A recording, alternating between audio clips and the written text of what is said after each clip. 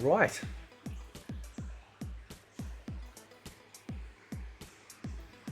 Oh, we're gonna have that conversation. We're gonna have that conversation. We're gonna be talking about being a dirty, filthy casual, right? Now, when mobile gaming was a thing, actually, sorry, let me rephrase that. When Facebook gaming was a thing, right? People are sitting there playing mahjong, cards, Minesweeper, all this sort of stuff. We used to refer to those gamers as casuals, right? Because those games are literally designed in that sort of casual manner, right? I don't know if I really like the idea of people that are into actual gaming itself being referred to as a casual. You could get some tourists, you know, you can get some people that just try it out for a bit and then leave. You get people that are gamers, but then they decide to, you know, take a little trip into another genre or another game, and then leave. But I don't know if it's casual, right? And the terms come up a lot, obviously, when it comes to fighting games. We have the upper echelon of esports type players, and then you've got the rest of us. But then, you know, I've been reading all the comments, all the feedback and everything like that. And it really comes down to, you know, like, is like, what really does make a casual? Now, if you're an MK fan, depending on who it is, you could be a massive, like, online casual, right? But you might be a massive offline hardcore person. I didn't have a brain spasm. I was actually trying to think of a really cool name, you know, to describe what it would be like to not do something else. But I couldn't figure it out, and I'm not redoing the video, so whatever, right? Anyway, so, and then you got MK fans that, you know, may not be the strongest people when it comes to the fighting in general, but are massive fans of the characters, or they're big collectors, you know, all that sort of stuff. So I think that, like, if you're a Mortal Kombat fan, you're a Mortal Kombat fan. You could argue that you're more casual-like in certain areas. You know, but what that really means is that you're just not as into it, right? Like, that's really what it is, right? Like, you're just not into the online. You're just not into the story. You're just not into invasions. You're just not into this or that. Like, that's what it really is, okay? You can take it or leave it, like a Sizzler salad bar, right? But as you heard the debate, obviously, you know, casuals seem to be a big thorn in the side of the pro sports people, okay? And it's good discussion because, like, you have to wonder, like, you know, are these tourists, right? Are these temporary fighting game defectors who have either grown bored, tired, or somehow disgruntled from their previous fighting game? And then, just like how sometimes you might get people that move from another country to your country, then they want to try and change things or complain that it's not like their country, and it's like,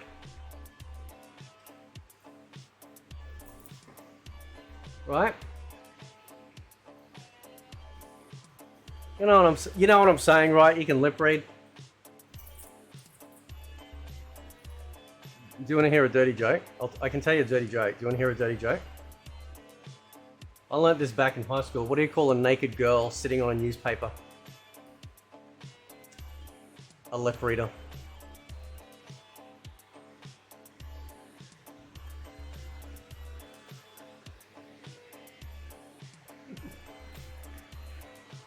Anyway, right? So, you know, people have been saying to me, "You're not a casual." right? And I said, well, I'm not competing on a pro level, right? Now there was a really good comment. I'll see if I can find it. There's a really good comment. Somebody sent through. I might even have the email. Somebody sent through a Is it this one?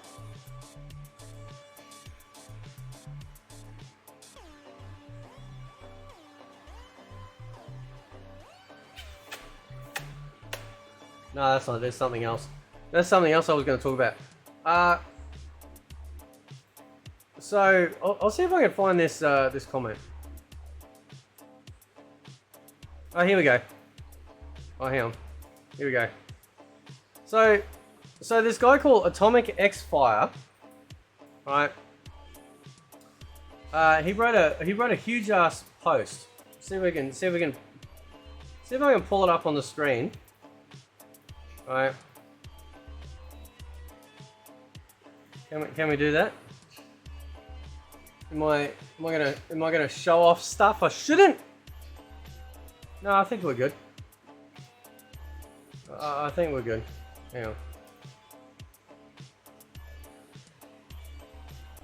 There we go. Put my shelf over here, eh, bro? You're behind the scenes. You're behind the scenes of YouTube. Anyway, right. So this dude goes, oh, hey, Fate. I run a group of 142,000 members on Facebook. Well done, bro. And I've had a lot of experience interacting with both the larger casual and competitive arms of the community. So I'm giving you a bit of feedback based on 8 years serving discourse to MK. Tom brought up his response video about the representation of casuals versus competitive players. I haven't watched that yet. There is far more than 3 camps. Distilling this experience down to just 2 types, even 3 types of people isn't close to correct. There are kind of 2 competitive types too. There's also those attending events with money on the line, and that belongs to anyone including pro players who decide to compete directly. Then there's the lower competitive, often online types that live somewhere in between, but the larger casual pool is filled with all sorts. And like lollies. You know, all sorts, anyway. You know what I'm saying. Without trying to get too deep into it, bro, look at this Bible you wrote. Of course you're getting deep into it, it's good, man. I'd say that there is a special interest types. Gay, trans, cosplayers, toy collectors. And then there are a wider variety of people who play MK like someone beats Spider-Man. They liked it, but it's over. So where I find... oh, I see what you're saying. Yeah, anyway. So where I find we have the biggest disagreements are behind the quasi-competitive portion of the community and the more die-hard MK players. People I think you call the customers. But in subsection, there are a lot of people playing without all the information, and there are so many you can't find a lot of consensus. I bring this up because this larger group of people collectively have the biggest of voices. And can go, I'm looking at the screens over here, but this is over here, so you're just gonna have to deal with it, alright? Alright, okay. The biggest voices have the biggest momentum, but unfortunately it becomes very popular to back one idea or another. But I'm gonna tell you the villain of the story is NRS, no matter how much we like them. They take whatever the prevailing opinion is as feedback to fix. Somebody left a comment, I think, about, you know, these companies just, or somewhere. These companies just need to go back to making their own shit and not listening or trying to get the advice on how to fix the game or make the next game. You are the developers, you are the artists, don't worry about what anyone else thinks. And that's probably the reason why previous MK games prior to the NRS era have been wonderful. Because they didn't listen to anyone else, right? I'd be a zoning apologist, but the reality is we have forward advancing armor specials, we have a Sub-Zero cameo that freely ignores 5 projectiles before it's broken. Serena can be ducked, and even when she adds damage to combos, if it counts for tops, maybe 10%. And I bring this up not because I'm necessarily right or because I'm a perfect opinion or I have a perfect opinion, but that those who disagree can only do so through insults or by revealing a lack of game knowledge. And the problem with adjusting gameplay based on negative feedback is every change has a consequence, and often a negative one to the game design itself. Casual audience is too big to be one group of people, they just aren't competitive. So this is the thing, right? I thought companies, especially fighting games, would look at their metrics. You know, especially in this day and age where they're getting constant live feedback. You'd think they'd be looking at that data and going, okay, we need to make a decision here, there, or everywhere based on, you know, that sort of feedback. I've tried for nearly a decade to find a way to get the community to find common ground. I've brought in dozens of leaders over the years, and none of us have managed to purge the overall toxicity in the community. NRS should honestly just stop listening to the whole of us post-launch on gameplay. There you go. We didn't see these problems emerge to the degree we have until special focus groups managed to punch their way into laying the screws on the developers. Live and die based on the vision. The type of meddling I described has caused the biggest problems. Yes, 100% agree. Yep, 100% agree. So you said I actually hadn't read all your comment because it was a lot. I hadn't fully gone around to it yet. I do apologize. But yeah, no, that is 100% right. These developers just stop listening to Twitter. Stop listening to the weirdos. Right? If you want to be gay, right? Or, you know, you're a she-man, or you just want to have some sort of romantic attachment to these characters, then that's fine. You can have and think up whatever you like. However, I see, and don't worry, I'm getting to everyone, so I'm just, you know, getting you out of the way before we get to the big ones. I see comments all the time.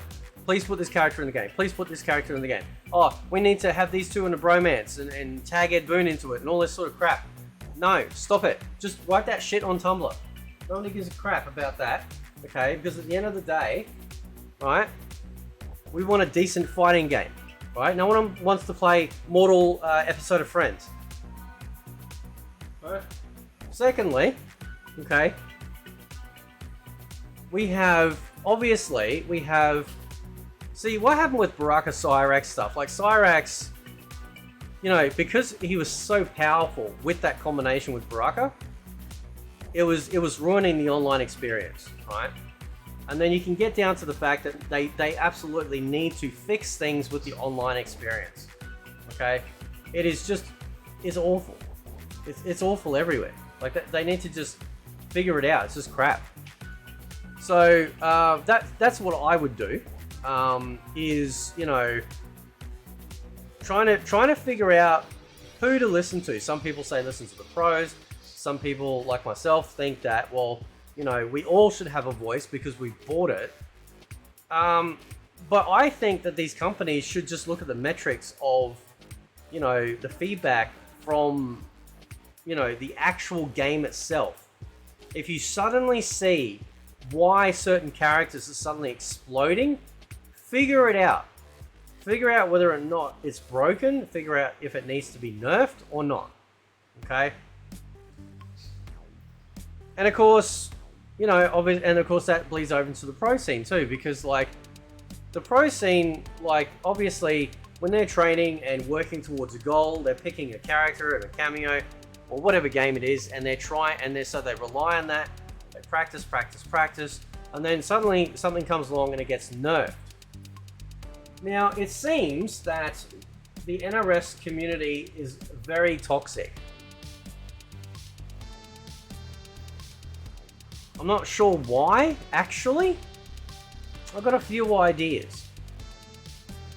But I did detect a little bit of a sort of, and no offense with this, a little bit of disdain towards casuals from Tom.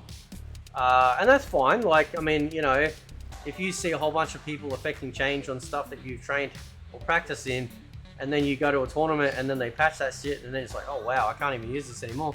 Like, I can understand that point of view, right? I can understand that point of view, but how do you fix it, right? And I think at the end of the day, you know,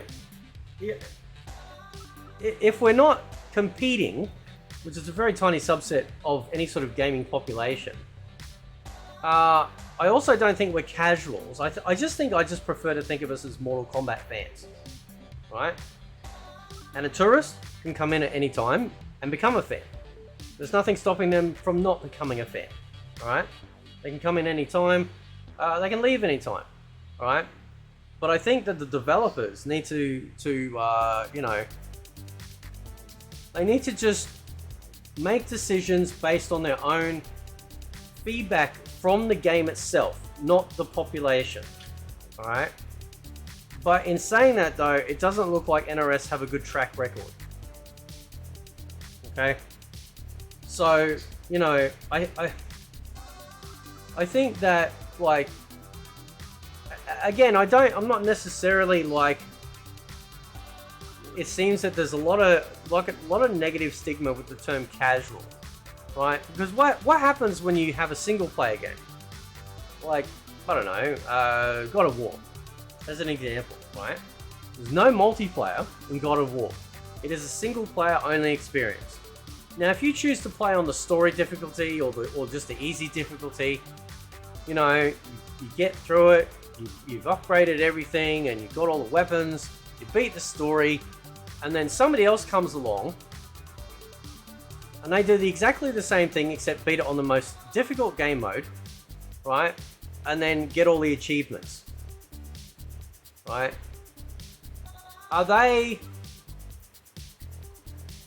not casual, or, you know, or whatnot? You'd argue, oh, okay, well, they're a completionist. Maybe they're a sucker for punishment. Maybe they're more of a diehard than you. But you can be a massive fan of something. You can be a massive fan of Mortal Kombat and still play the computer on very easy, because that's what you feel comfortable with. Does that make you casual versus someone that plays it on very hard? I don't think so, because I think that I think at the end of the day, like, you know, obviously you got tourists, but you do have absolute. If you're buying Mortal Kombat, you're an MK fan. Like I was saying earlier, like people were saying, well, you're not a casual, right? So then that means I'm just an MK fan, whether I make content or not. I have been this way since the beginning. Like, this is how I am with Mortal Kombat. I just love it that much. So yeah, I would definitely be not only an MK fan, probably a diehard MK fan, but my interest spans to pretty much every aspect of Mortal Kombat, right?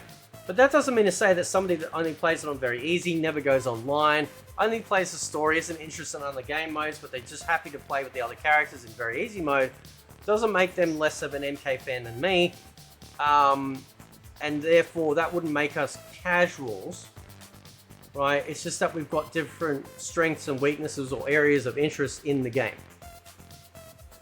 Okay? But you can have a tourist, which you could argue could be a casual, that comes in, fluffs around, bitches and moans about something, possibly, and then, for whatever strange reason, NetherRealm caved to it. Actually, it's not a strange reason, it's easy to explain. This is basically like, this is like lefty, like, stuff that happens, or at least used to happen a lot on Twitter, okay? Before, you know, Master Elon lifted the censorship and allowed everyone to have a voice, right? So this is what used to happen. This is why things have been going so bad for a long time, is because people thought, like, these developers, game companies, like, you know, game companies or movie companies, TV shows, they look at X or Twitter and they go, oh, there's like, you know, 1,000 people screaming and yelling about this stuff.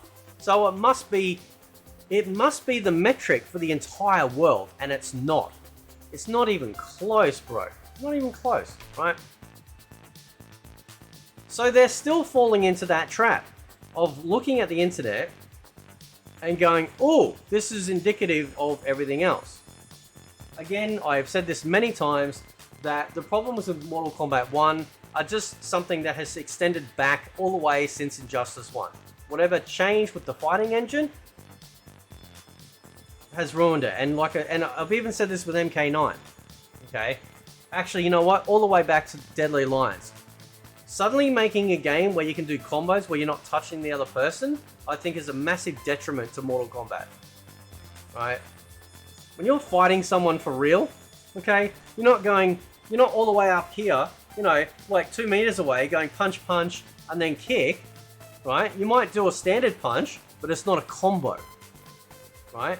You can't start the combo like in the MK3 Ultimate and Trilogy days and MK4 unless you're physically touching the opponent, which makes perfect sense. They changed that to follow Tekken's rule of law when it comes to combos, that you can do anything you want even if you're not touching the opponent, and that's fine. It works for Tekken, works for Virtua Fighter, works for Soul Calibur, right? But for Mortal Kombat, that was a big shift, and it never went away. Even when it came back to 2D with MK9, it never went away. And I think it's a massive issue, right? And I think that's why, to a degree, you do get this massive split in the community. And then they will pander to stuff, right? Or they'll have their little favorites.